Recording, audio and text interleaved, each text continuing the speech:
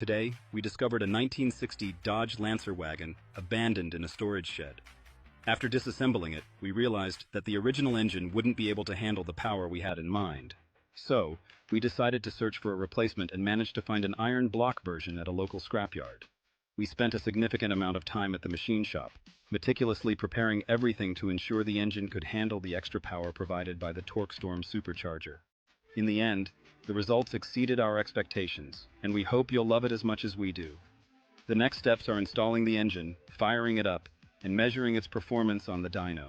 Let's get to work and enjoy this exciting time lapse together.